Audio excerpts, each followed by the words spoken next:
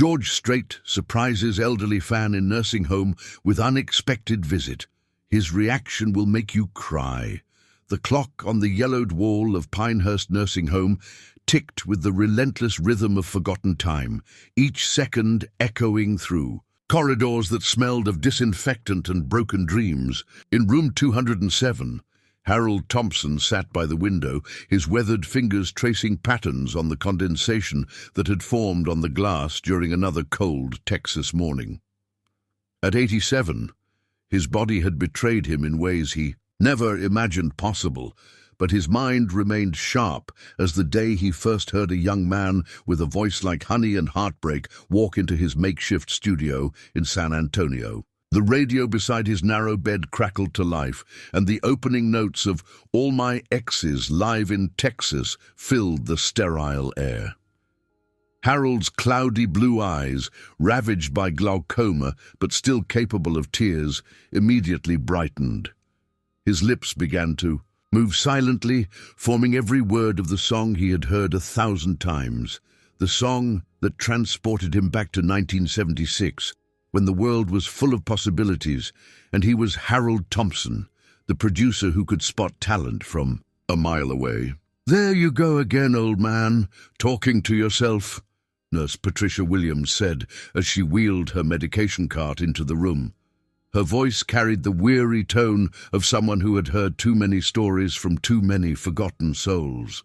Harold turned slowly, his arthritic neck protesting the movement, and offered her the same gentle smile he had perfected over 5 years of institutional living. "Not talking to myself, Patricia," Harold replied, his voice still carrying traces of the authority that once commanded recording sessions.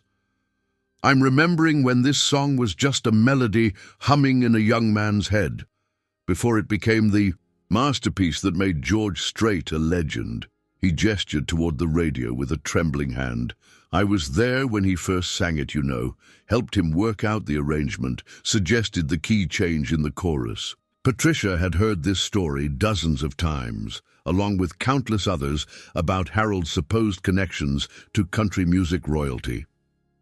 She had learned to smile politely while adjusting his pillows, checking his blood pressure, and dispensing the pills that kept his aging body functioning. Like most of the staff at Pinehurst, she believed Harold's tales were the product of an elderly mind seeking comfort in elaborate fantasies.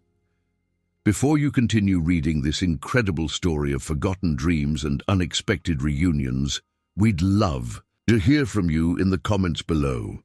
Tell us about a mentor or teacher who changed your life, and let us know what city or country you're watching from. Your stories inspire us to keep sharing these powerful tales of human connection. Don't forget to subscribe to never miss these emotional journeys that remind us of what truly matters in life. "Mr. Thompson, you need to take your morning medications," Patricia said, placing a small paper cup filled with pills on his bedside table. "Dr. Martinez wants to see how you're responding to the new blood pressure medication." Harold nodded absently, his attention already drifting back to the window where morning light filtered through bare tree branches, casting shadows that danced like memories across the worn linoleum floor. The nursing home had become Harold's entire universe, a place where days blended into one another with the monotony of institutional meals, scheduled activities, and evening news programs that reminded him how much the world had changed since his glory days. His room was spartanly furnished with a hospital bed, a small dresser, and a single chair that faced the window. The walls were bare, except for a calendar featuring scenic landscapes of Texas, a cruel reminder of the vast world that existed beyond these confines. Underneath his bed, hidden in a shoebox that had once contained a pair of boots he'd worn to countless recording sessions, Harold kept his most precious possessions. The box contained newspaper clippings yellowed with age, concert tickets from venues that no longer existed, and photographs that captured moments when he stood beside some of the biggest names in country music. Among these treasures was a picture that meant more to him than all the others combined. A black-and-white photograph showing a young Harold standing next to an even younger George Strait, both grinning widely outside a modest recording studio. On the back, in faded blue ink, was written to Harold, who believed when nobody else would. Forever grateful, George Strait, 1976. The photograph had been taken during the early days of George's career, when the future king of country was just another hopeful singer trying to make it in the competitive world of Nashville and Austin. Harold remembered that day with crystal clarity. How nervous George had been, how his voice had trembled slightly during the first take, and how Harold had spent hours coaching him through the emotional complexities of the song they were recording. "You've got something special, son," Harold had told him that day, placing a reassuring hand on the young man's shoulder. "But talent without heart is just noise. You need to sing like your life depends on it, because in this business it does." Those words had resonated with George, and their recording session had produced a demo that would eventually catch the attention of a major label executive. Now, 47 years later, Harold lived in a world where his stories were dismissed as the ramblings of a confused old man. The staff at Pinehurst treated him with professional kindness, but he could see the skepticism in their eyes when he spoke about his past. To them, he was just another elderly resident whose family had stopped visiting, whose phone never rang, and whose mail consisted mainly of medical bills and generic holiday cards from organizations seeking donations. The isolation was perhaps the cruelest aspect of his current existence. Harold's daughter lived in California and hadn't visited in over 2 years. His son had died in a car accident a decade earlier, and his wife had passed away 8 years ago, just months before his declining health had made independent living impossible. The family that remained seemed content to let Harold fade away quietly in the nursing home, sending monthly checks to cover his expenses, but investing no emotional energy in maintaining relationships. Other residents at Pinehurst occasionally gathered in the common room to share stories about their children and grandchildren, displaying photographs and reading letters aloud. Harold had stopped attending these informal gatherings after realizing he had nothing to contribute. While others spoke of weekly phone calls and holiday visits, Harold could only offer tales of a career that seemed increasingly distant and unbelievable. The morning routine at Pinehurst was as predictable as sunrise. Breakfast was served at 7:30, medications distributed at 9, and recreational activities began at 10. Harold often skipped the group activities, preferring to remain in his room where he could listen to country music on his old radio and remember better times. The radio had been his constant companion for the past 5 years, a lifeline to the world he once inhabited. When George Strait songs played, Harold's entire demeanor changed. His posture straightened, his eyes focused with an intensity that surprised the staff, and his voice grew stronger as he sang along with every word. These moments provided glimpses of the man he used to be, confident, passionate, and deeply connected to the music that had defined his life's work. Amarillo by Morning began playing as Patricia finished her medication rounds, and Harold closed his eyes, allowing the familiar melody to wash over him. In his mind, he was back in the studio, watching George perfect his phrasing, suggesting subtle changes that would elevate a good song into a timeless classic. Those had been magical days when creativity flowed freely, and every recording session held the potential for greatness. The song ended, and Harold opened his eyes to find Patricia watching him with an expression he couldn't quite read. For a moment, he thought he detected something beyond professional courtesy in her gaze, perhaps curiosity, or maybe even the faintest glimmer of belief. But the moment passed quickly as she gathered her supplies and prepared to move on to the next room. "Mr. Thompson," Patricia said softly, pausing at the doorway. "That song you were humming along with? You really knew George Strait when he was starting out?" Harold turned to face her fully, surprised by the question. In all his time at Pinehurst, no staff member had ever asked for details about his past, beyond the basic information required for medical records. "I discovered him," Harold replied simply, his voice carrying decades of pride and regret. "Gave him his first real chance to record professionally, taught him how to channel his emotions into his voice, how to make every word count. We spent months working together before he caught his big break." Patricia lingered in the doorway, genuinely intrigued by the conviction in Harold's voice, but her radio crackled with a call from another room, breaking the spell of the moment. As Patricia disappeared down the hallway, Harold felt a familiar ache in his chest, not physical pain, but the deep emotional hurt that came from being perpetually misunderstood and dismissed.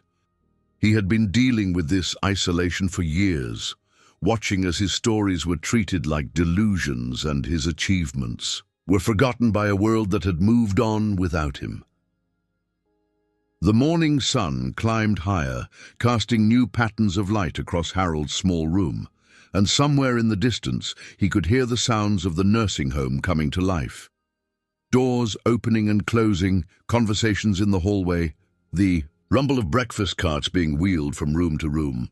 It was the soundtrack of institutional living, a constant reminder that he was no longer the master of his own destiny. But as Harold settled back into his chair by the window, something felt different about this particular morning. Patricia's question had awakened something inside him, a flicker of hope that perhaps someone might finally be ready to listen to his story with an open heart.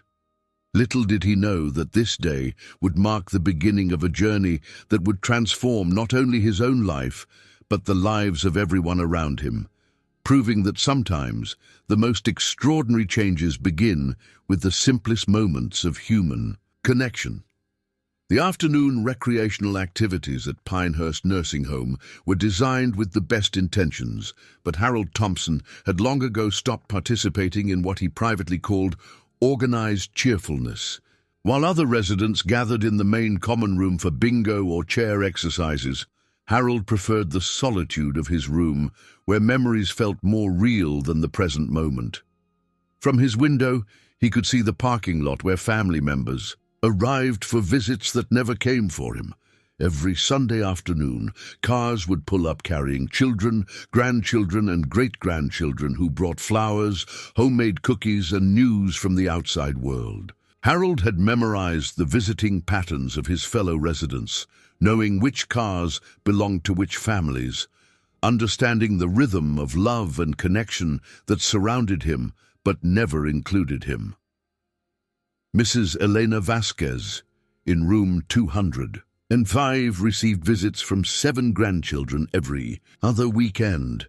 Mr. Robert Chen in 209 had a daughter who came faithfully every Tuesday with Chinese takeout and photo albums filled with pictures of his great-grandchildren. Even Mrs. Dorothy Mitchell in 211, who suffered from advanced Alzheimer's disease, had a son who drove 4 hours every Saturday just to sit quietly beside her bed. Harold's last visitor had been his daughter, Rachel, and that encounter remained etched in his memory like a scar that refused to heal. She had flown in from San Francisco 18 months ago, ostensibly to check on his welfare, but really to assuage her own guilt about the distance she had created between them. The visit had lasted exactly 43 minutes, during which Rachel had spent most of the time checking her phone and making polite conversation about the weather and the nursing home's facilities. When Harold had tried to share stories about his music career, Rachel's responses had been painfully dismissive.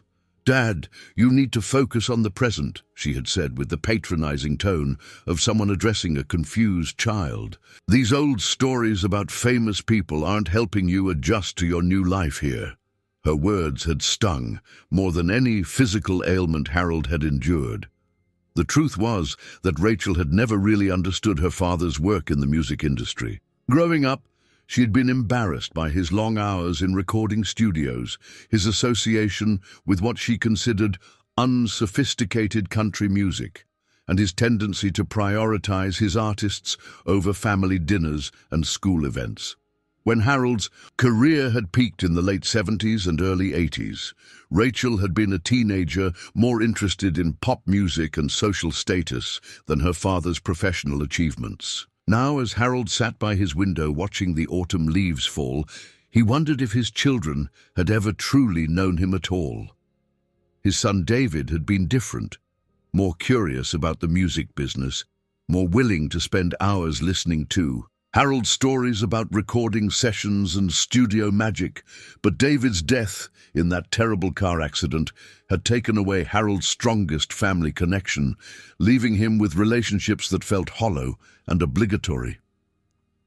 The radio continued, its afternoon programming transitioning from classic country to contemporary hits that Harold barely recognized. The modern country music scene felt foreign to him, filled with production techniques and themes that seemed disconnected from the authentic storytelling that had defined his era.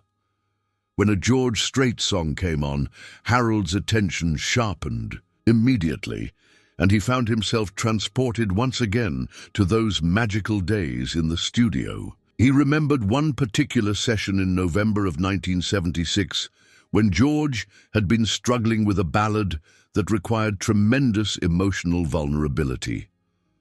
The young singer had been recently heartbroken, and Harold had recognized an opportunity to channel that pain into something beautiful and universal. "Don't sing the words, George," Harold had advised. "Sing the feeling behind the words. Make every person in that audience believe they're hearing their own story." The breakthrough had come during the fourth take, when George finally stopped thinking about technique and started singing from his soul. Harold could still hear the exact moment when the singer's voice broke slightly on the word goodbye, creating an authentic vulnerability that no amount of technical training could replicate. That recording had become one of George Strait's early signature performances, a foundation for the emotional honesty that would define his entire career. These memories were Harold's most precious possessions, more valuable than any physical artifact hidden in his shoebox. Each recollection was polished bright by years of revisiting, every detail preserved with the clarity that comes from truly meaningful experiences. Yet these same memories had become his burden, isolating him from people who saw them as fantasies rather than treasures. The nursing home's dinner bell rang at 5:30, as it did every evening, summoning residents to the dining hall for meals that were nutritionally adequate but emotionally sterile. Harold made his way slowly down the corridor, his walker providing stability for legs that had once carried him confidently through recording studios and concert venues. The dining hall buzzed with the quiet conversations of elderly people navigating the social dynamics of institutional living. Harold usually sat at table 7 with 3 other residents who had formed an unlikely friendship based on mutual loneliness rather than shared interests. There was Frank Morrison, a retired accountant who spoke mainly about tax codes and financial regulations. Louise Parker, a former librarian who maintained detailed mental catalogues of everyone's medical conditions. And Arthur Fleming, a widowed farmer who told the same stories about his prize-winning cattle with religious regularity. "Evening, Harold," Frank said, as Harold settled into his usual chair. "I heard you had Patricia asking questions about your music days this morning. She mentioned it to Louise during her physical therapy session." Louise nodded importantly, pleased to be the repository of nursing home gossip. "I told her you used to work with famous people back in Texas. Of course, I don't know much about country music myself." Harold appreciated their acceptance, even if it lacked genuine understanding. His tablemates treated his stories with polite interest rather than outright disbelief, which was more consideration than he received from most of the staff. They had formed an unspoken agreement to let each other maintain whatever dignity remained in their reduced circumstances. Patricia seemed genuinely curious today, Harold replied, cutting his meatloaf into smaller pieces to accommodate his dental challenges. First time in years, someone actually asked for details instead of just nodding politely. Arthur looked up from his mashed potatoes with renewed interest. What kind of details did she want to know? Before Harold could answer, the dining hall fell into an unusual hush as Melissa Garcia entered the room. Harold had noticed the new social worker during her first week at Pinehurst, mainly because she moved through the facility with an energy that seemed almost inappropriate in their subdued environment. Unlike the other staff members who maintained professional distance, Melissa made eye contact with residents, remembered their names without consulting charts, and displayed genuine curiosity about their lives before nursing home placement. Melissa was 28 years old, with the kind of passionate idealism that experienced social workers either channeled into effective advocacy or lost to bureaucratic frustration. She had chosen to work with elderly populations because she believed their stories deserved to be heard and preserved, not simply managed until death provided final resolution. Her grandmother had died in a similar facility, and Melissa had witnessed firsthand how institutional living could strip away the dignity and identity of people who had once led rich, meaningful lives. As Melissa moved through the dining hall, checking on various residents and engaging in brief conversations, Harold noticed her approaching their table. She had spoken with him only briefly during her orientation week, but something about her manner had suggested she might be different from the other staff members who rotated through their lives with predictable regularity. "Good evening, Mr. Thompson," Melissa said, pulling up an empty chair to sit at their table. "I hope you don't mind me joining you for a few minutes. I'm working on a project to document the life stories of our residents, and I'd love to learn more about your background in the music industry." Frank, Louise, and Arthur exchanged glances, recognizing that Harold was about to launch into his familiar narratives about country music stardom.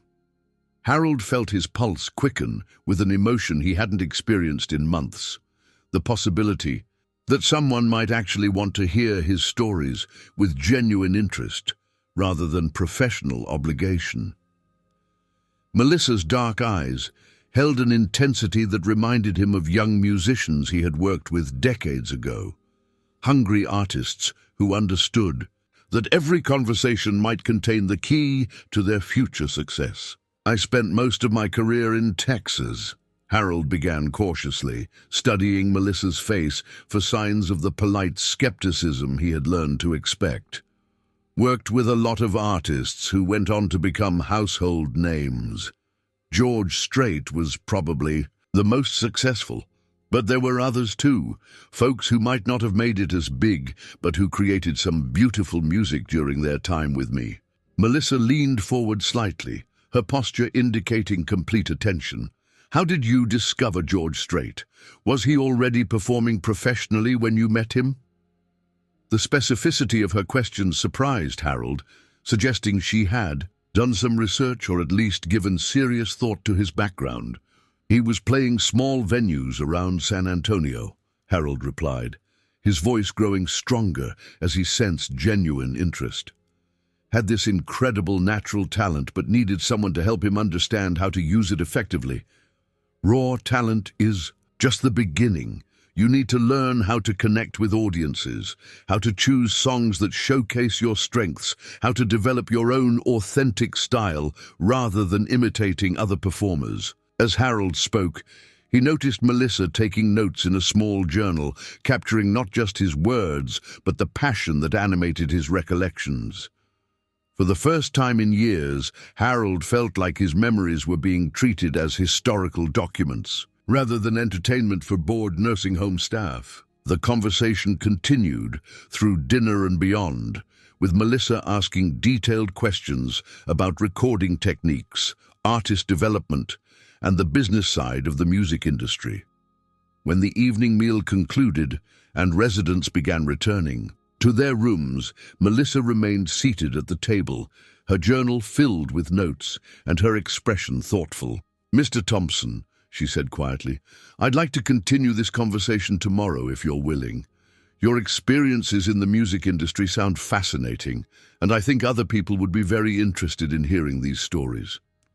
Harold felt a warmth spreading through his chest that had nothing to do with the dining hall's heating system.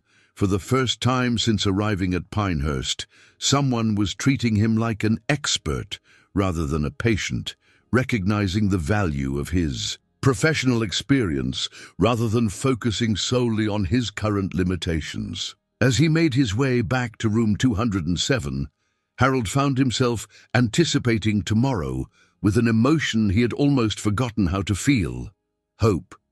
The evening news played on his small television as Harold prepared for bed, but his attention remained focused on the unexpected conversation with Melissa Garcia.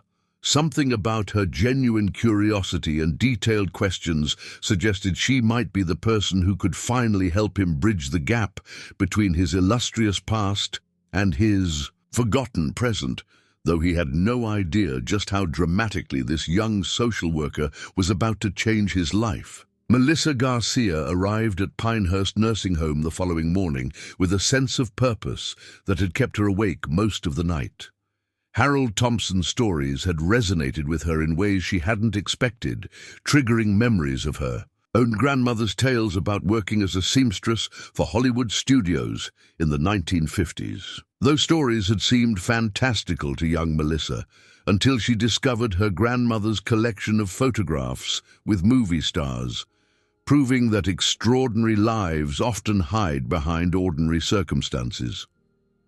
The administrative offices at Pinehurst occupied a section of the building that felt distinctly separate from the residential areas, with newer carpet, better lighting, and the kind of corporate efficiency that emphasized productivity over human connection. Melissa's desk was positioned in a shared workspace where she could observe the constant flow of medical professionals, family members, and delivery personnel who comprised the nursing home's daily ecosystem. Her official responsibilities included conducting intake assessments for new residents, organizing recreational activities, and serving as a liaison between families and medical staff. However, Melissa had quickly discovered that her most meaningful work happened during informal conversations, with residents who rarely received opportunities to share their life stories with someone who genuinely wanted to listen. Harold's case intrigued her because his narratives contained specific details that seemed too elaborate to be fictional. When elderly residents invented stories about their past, they typically created vague, romanticized versions of reality that served their emotional needs but lacked concrete specificity. Harold's recollections included technical information about recording equipment, industry terminology, and business practices that suggested authentic experience rather than wishful thinking. After reviewing Harold's admission paperwork, Melissa discovered that his emergency contact information listed only his daughter Rachel in California, with a note indicating limited family involvement in his care decisions. The file contained no references to his professional background beyond a brief notation that he had worked in entertainment industry before retirement. This lack of documentation struck Melissa as unusual for someone claiming such significant accomplishments.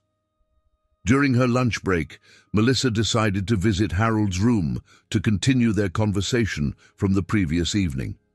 She found him sitting by his window, listening to a country music program on his old radio while sorting through what appeared to be a collection of papers and photographs. The sight of these materials immediately captured her attention, as most residents kept very few personal possessions in their limited living spaces. "Good afternoon, Mr. Thompson," Melissa said, knocking gently on his open door. I hope I'm not interrupting anything important." Harold looked up with a smile that transformed his entire appearance, replacing the resignation she typically observed with something approaching enthusiasm. "Not interrupting at all, dear," Harold replied, gesturing toward the papers spread across his small table. "Just looking through some old memories. Seems like yesterday, but these photographs are nearly 50 years old."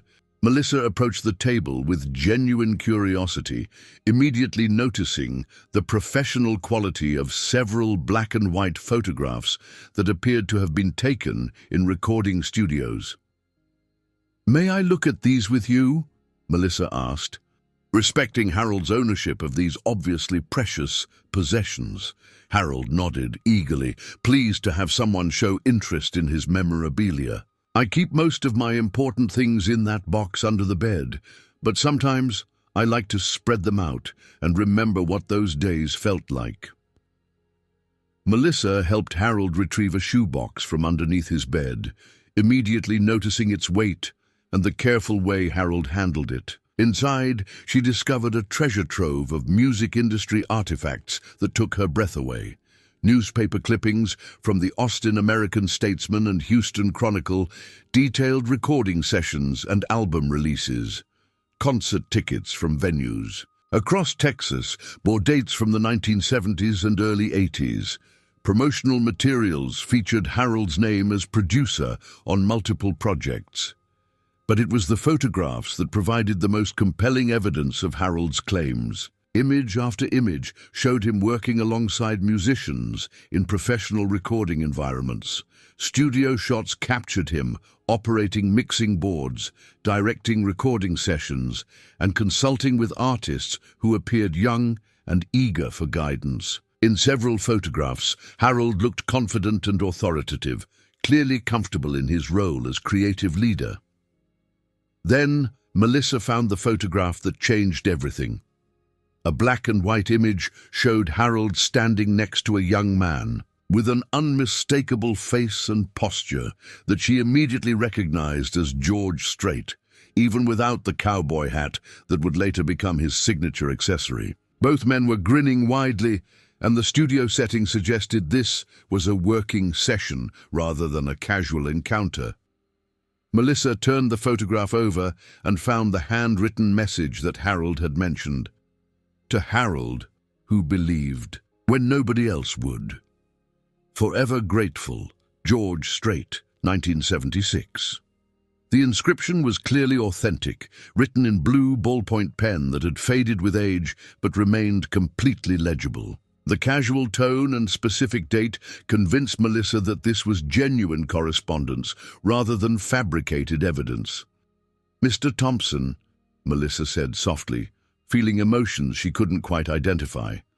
"This is incredible. You really did work with George Strait when he was starting his career." Harold nodded, his eyes bright with vindication and relief at finally having someone acknowledge the truth of his experiences. "That picture was taken during our third recording session," Harold explained, his voice steady with confidence. "George was nervous about a ballad we were working on, something about lost love that required real emotional vulnerability. Took us 6 takes to get it right, but when we did, we both knew we had captured something special." Melissa continued examining the contents of the shoebox, discovering additional evidence that painted a comprehensive picture of Harold's professional life. There were contracts bearing his signature as producer, royalty statements from record companies, and correspondence with booking agents and studio managers. The documentation created an undeniable narrative of someone who had been deeply embedded in the Texas country music scene during its most creative period. Among the papers, Melissa found a letter dated December 15th, 1978, written on official letterhead from a major record label. The letter thanked Harold for his exceptional work in developing new talent and specifically mentioned George Strait as an example of Harold's extraordinary ability to recognize and cultivate artistic potential.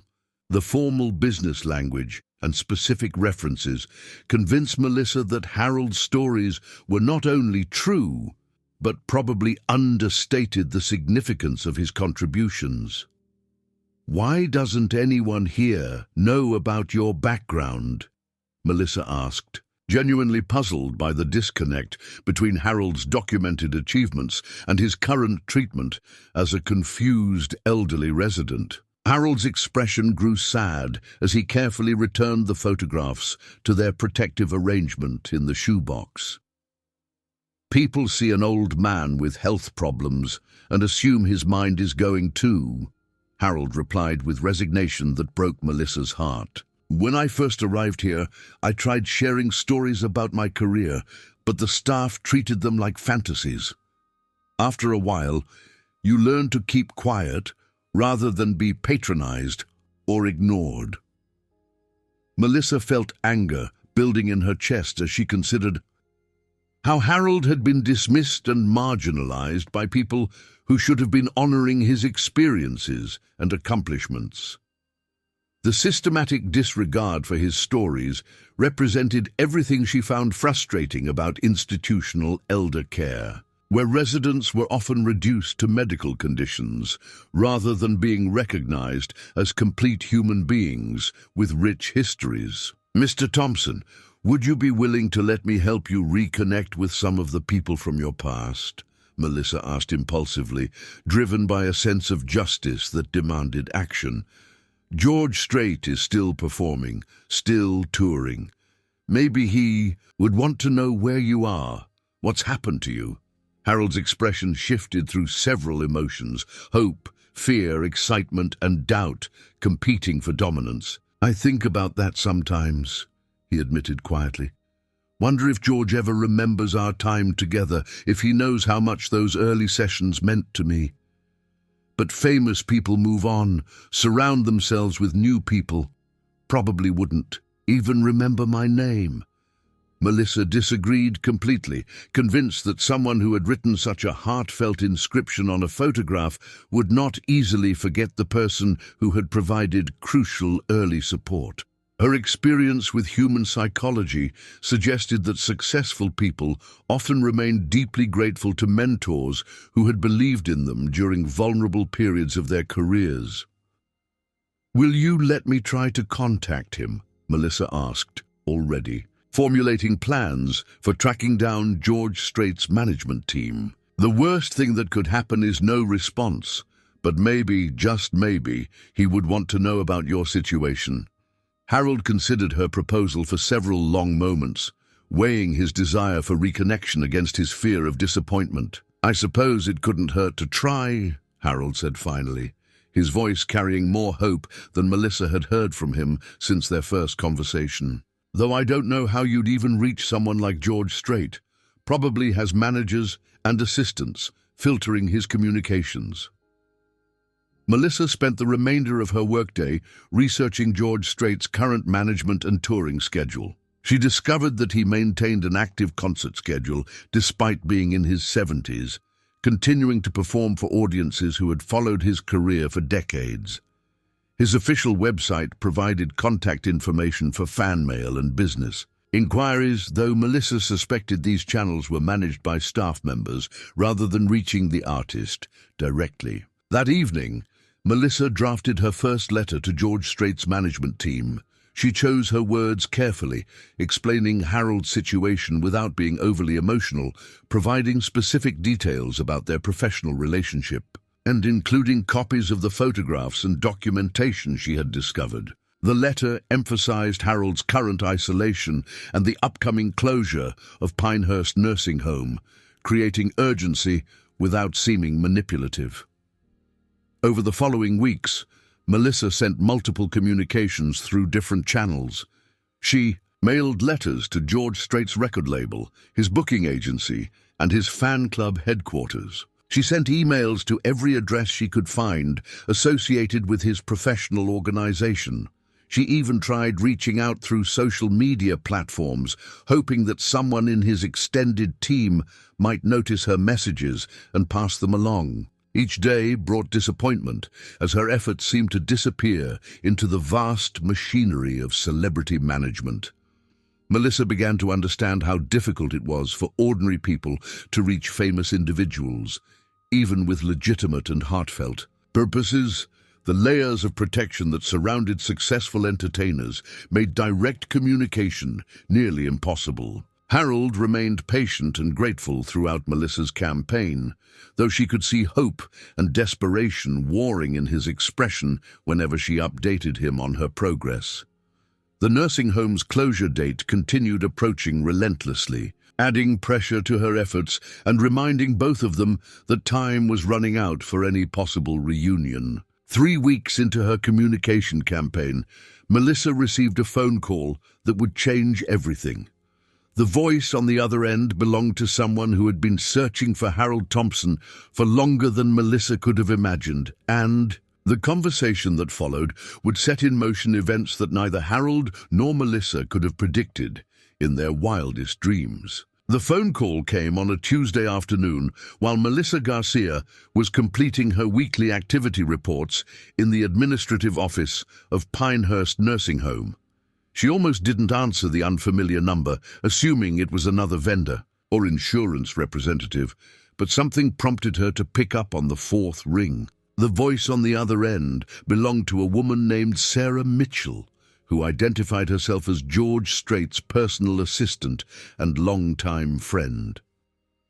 "Ms. Garcia, I've been trying to reach you for several days," Sarah said, her Texas accent carrying both urgency and excitement. "Your letters about Harold Thompson have been forwarded to me, and I need to tell you something that might surprise you.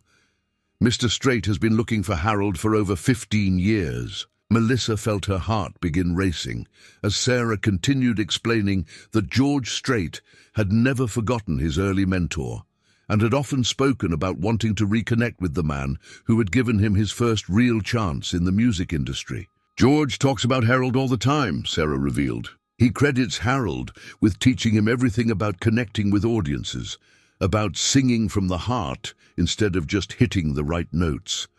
We've hired private investigators over the years, but they never found any trace of him." The revelation that George Strait had been actively searching for Harold struck Melissa like lightning. While she had been working desperately to get George's attention, he had been conducting his own search for the man who meant so much to his early career. The cosmic irony of their parallel efforts seemed almost too remarkable to believe. "Mr. Strait is currently on tour, but he's rearranging his schedule to come see Harold as soon as possible," Sarah continued. "He wants to visit personally rather than just calling or sending a message. This is incredibly important to him, Ms. Garcia.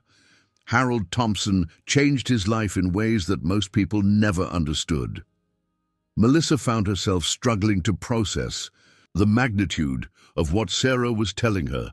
After weeks of sending unanswered letters and emails into the void of celebrity management, she suddenly found herself coordinating a visit from one of country music's biggest stars. The responsibility felt overwhelming, but her excitement for Harold overshadowed any anxiety about logistics.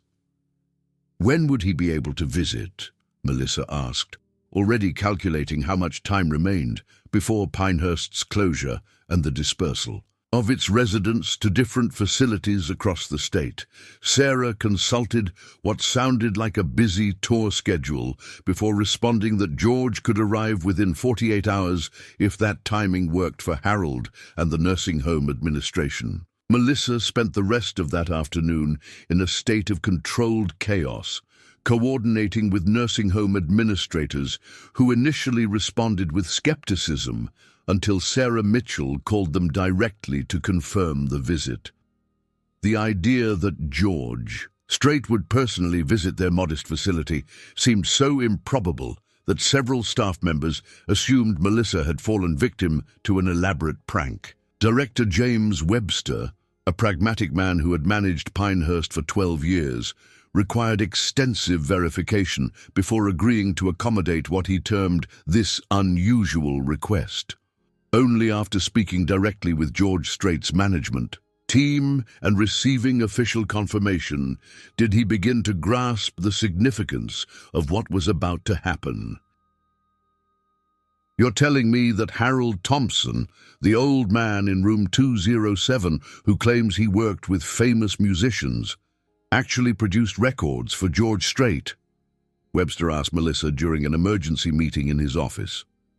"The same Harold Thompson, who most of our staff considers to be suffering from delusions of grandeur." Melissa presented the photographs and documentation she had discovered in Harold's shoebox, watching Webster's expression change from skepticism to amazement as he examined the evidence.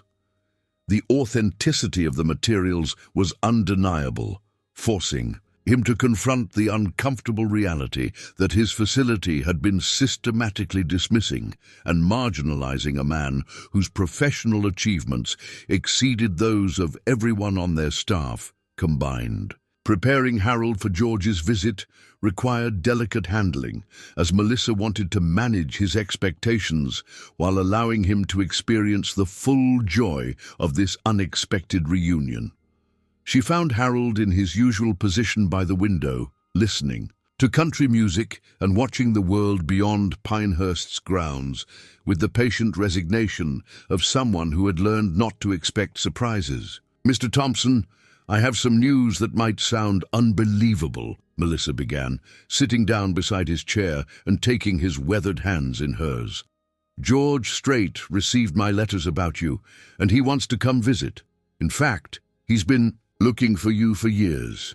Harold's initial reaction was complete silence as he processed Melissa's words. His cloudy blue eyes searched her face for signs that this might be a cruel joke or well-intentioned deception designed to make him feel better about his circumstances. When he finally spoke, his voice was barely above a whisper. "George Strait wants to visit me?" Harold asked, his hands beginning to tremble with emotion. "After all these years, he remembers me?" Melissa nodded, feeling tears forming in her own eyes as she witnessed Harold's transformation from resignation to wonder. "He's been searching for you, Mr. Thompson. You meant more to him than you ever knew." The news spread through Pinehurst, nursing home like wildfire, transforming Harold from an ignored elderly resident into a celebrity whose every word suddenly carried weight and significance. Staff members who had previously treated his stories as fantasies now approached him with newfound respect and curiosity. Patricia Williams, the nurse who had first shown interest in Harold's background, apologized profusely for years of dismissive treatment. Other residents gathered around Harold during meals and recreational periods, eager to hear details about his relationship with George Strait and to bask in the reflected glory of having lived alongside someone with such remarkable connections. Frank Morrison, Louise Parker, and Arthur Fleming found themselves elevated in the nursing home's social hierarchy simply by virtue of being Harold's regular dining companions. The 48 hours between Sarah Mitchell's phone call and George Strait's scheduled arrival passed with agonizing slowness for Harold, who alternated between excitement and anxiety about how the reunion might unfold. Melissa helped him select his best clothing and arranged for a barber to visit his room, ensuring that Harold would look his absolute best for this momentous occasion. On the morning of George's visit, Pinehurst Nursing Home buzzed with an energy that hadn't been present in years. Staff members who normally worked with efficient detachment found themselves genuinely excited about the day's events. Even residents, who rarely left their rooms, made their way to common areas, hoping to catch a glimpse of the famous visitor who had come to see their fellow resident. Melissa positioned herself near the main entrance, coordinating with Sarah Mitchell and monitoring Harold's emotional state as the appointed time approached. Harold had requested to wait in the main lobby rather than his room, wanting to greet his former protégé in a setting that felt more dignified than his small institutional quarters. At exactly 2:30 in the afternoon, a black touring bus pulled into Pinehurst's parking lot, followed by a modest caravan of support vehicles. Melissa watched through the lobby windows as several people emerged from the vehicles, but her attention focused immediately on the tall figure in jeans, boots, and a distinctive cowboy hat who could only be George Strait himself. Even at 71 years old, George moved with the confident grace that had characterized his stage presence for decades.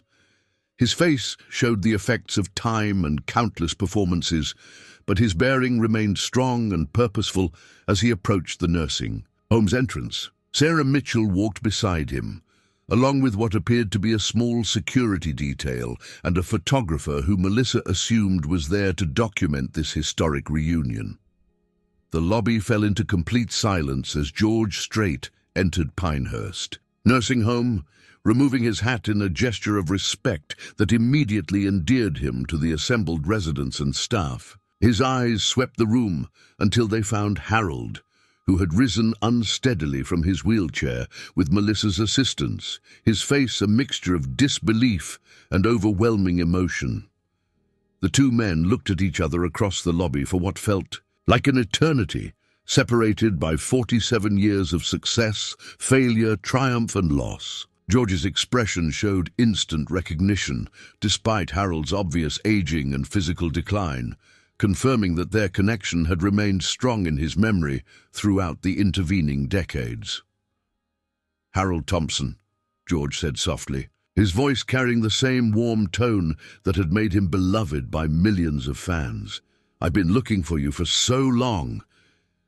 He crossed the lobby with purposeful strides, closing the distance between past and present with each step. Harold's response was purely emotional as tears began streaming down his weathered cheeks. "George," he whispered, his voice breaking with decades of suppressed longing and vindication, "you remember me?" The question carried all of Harold's. Fears about being forgotten, dismissed and left behind by a world that had moved on without him. "Remember you," George replied, reaching Harold and gently taking his mentor's trembling hands in his own. "Harold, you changed my life. Everything I became, everything I accomplished, started in that little studio with you, teaching me how to sing with my heart instead of just my voice." The embrace between the two men sent ripples of emotion through everyone present in the lobby. Nurses wiped away tears, residents applauded softly, and even Director Webster found himself moved by the obvious, genuine affection between the country music superstar and the forgotten old man who had launched his career. As George helped Harold sit back down, the country music legend looked around the lobby at the assembled crowd of nursing home residents and staff. His expression grew serious as he began to understand the circumstances that had brought Harold to this place and the dismissive treatment he had endured for years. "Folks," George said, addressing the entire room with the commanding presence that had captivated audiences for decades, "I want you all to know that you've been living alongside one of the most important people in country music history. Harold Thompson didn't just help me, he shaped an entire generation of artists who learned from his wisdom and guidance. The validation Harold had craved for years finally arrived in the most powerful form possible, delivered by someone whose success provided undeniable proof of Harold's professional significance. But as remarkable as this reunion was, Melissa sensed that George Strait's visit represented only the beginning of changes that would transform Harold's remaining years in ways that none of them could yet imagine. The conversation between George Strait and Harold Thompson continued for over 3 hours in the nursing home's small conference room, away from the curious eyes of residents and staff who had gathered to witness this extraordinary reunion. Melissa Garcia remained present at George's request, serving as both facilitator and witness to a conversation that bridged nearly 5 decades of separation and misunderstanding. George listened intently as Harold recounted his years at Pinehurst, the dismissive treatment from staff who considered his stories to be fantasies, and the painful isolation that had defined his existence since arriving at the facility. With each detail, George's expression grew more serious, his famous composure giving way to visible anger at how his mentor had been treated. "Harold, I need you to understand something," George said, leaning forward with the intensity that had characterized their early recording sessions. "Every song I've ever recorded, every performance I've given carries something you taught me. When I walk onto a stage and connect with 20,000 people, I'm using techniques you showed me in that little studio in San Antonio." Harold's eyes filled with tears as George continued sharing specific memories that proved how deeply their early collaboration had influenced his entire career. George recalled Harold's advice about phrasing, about finding the emotional center of every song, about respecting the audience's intelligence and never talking down to them through his music. "You told me once that a song isn't just words and melody," George continued, his voice carrying the reverence of someone discussing sacred teachings. "You said it was a conversation between the singer and everyone who needed to hear exactly those words at exactly that moment in their lives. That philosophy has guided everything I've done for 47 years. Melissa found herself documenting this conversation in her journal, recognizing that she was witnessing something historically significant. The mutual respect and genuine affection between these two men transcended their current circumstances, creating a bridge between past achievement and present reality that transformed the sterile conference room into something approaching sacred space. As their conversation progressed, George learned about the impending closure of Pinehurst Nursing Home and the plan to scatter its residents among various state facilities across Texas. The news visibly distressed him, not just because of its impact on Harold, but because he understood how traumatic such displacement would be for all the elderly residents who had formed relationships and routines within this community. "That's not going to happen," George declared, with the certainty of someone accustomed to solving problems through decisive action. "Harold, you're not going to some state facility where nobody knows who you are or what you've accomplished. None of these people are going to be separated from their friends and familiar surroundings." Melissa watched as George made several phone calls, speaking with lawyers, financial advisors, and business managers who apparently had the authority to move large sums of money on very short notice. Within an hour, he had established a foundation that would purchase Pinehurst Nursing Home outright, ensuring its continued operation under new management that would prioritize resident dignity and quality of life.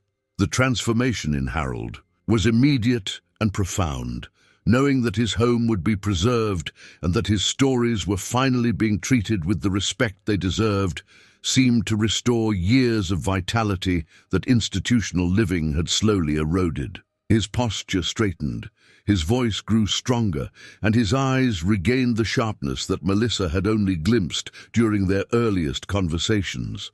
News of George Strait's visit and his financial intervention spread rapidly through local media outlets, creating a story that resonated far beyond the country music community. Reporters arrived at Pinehurst to interview Harold about his relationship with George, finally providing him with the platform he had needed to share his experiences with people who understood their significance. The first television interview took place in Harold's room, surrounded by the photographs and memorabilia that had served as his only proof of a remarkable career. Watching Harold speak with confidence and authority about his work in the music industry, Melissa realized how much institutional living had diminished him and how quickly he could recover when treated with appropriate respect. "People think discovering talent is about recognizing technical ability," Harold explained to the television interviewer, his voice carrying the wisdom of decades in the music business. "But real talent is about authenticity, about having something genuine to say and the courage to say it in your own voice. George had that from the beginning. My job was just helping him trust himself enough to let it show." Within days of the initial news coverage, Harold began receiving calls and letters from other musicians he had worked with during his career. Artists who had benefited from his guidance and mentorship emerged from their own lives to reconnect with the man who had helped shape their early professional development. Each contact validated another piece of Harold's history, creating a comprehensive picture of his influence on Texas country music. George Strait announced during his next concert that he would be performing a special benefit show for Pinehurst Nursing Home, with all proceeds supporting the facility's renovation and expansion. The concert sold out within hours, with fans eager to support the man who had helped develop their beloved entertainer. During the performance, George brought Harold onto the stage, introducing him to 20,000 people as the man who taught me everything I know about connecting with audiences. The standing ovation that greeted Harold lasted for nearly 10 minutes, with the entire arena acknowledging his contributions to the music they loved.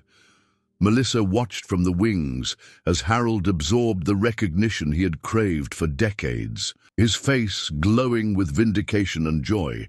The moment represented everything she had hoped to achieve when she first decided to help Harold reconnect with his past. The benefit concert raised enough money not only to renovate Pinehurst Nursing Home, but to establish an endowment that would ensure its long-term financial stability. George worked with architects and interior designers to create living spaces that maintained institutional safety standards while feeling more like a luxury hotel than a medical facility. Each resident's room was enlarged and personalized. Common areas were redesigned to encourage social interaction, and the dining facilities were upgraded to restaurant quality. Harold was appointed as the facility's official historian, responsible for documenting the life stories of residents and ensuring that their achievements and experiences were preserved and celebrated rather than forgotten. His new role provided him with purpose and authority that transformed his daily experience from passive endurance to active engagement with his community. The relationship between Harold and George continued to flourish as they made up for decades of separation. George visited regularly, often bringing his guitar to play informal concerts for the residents. These sessions became legendary among the nursing home community, with George premiering new songs and seeking Harold's input on arrangements and emotional interpretation.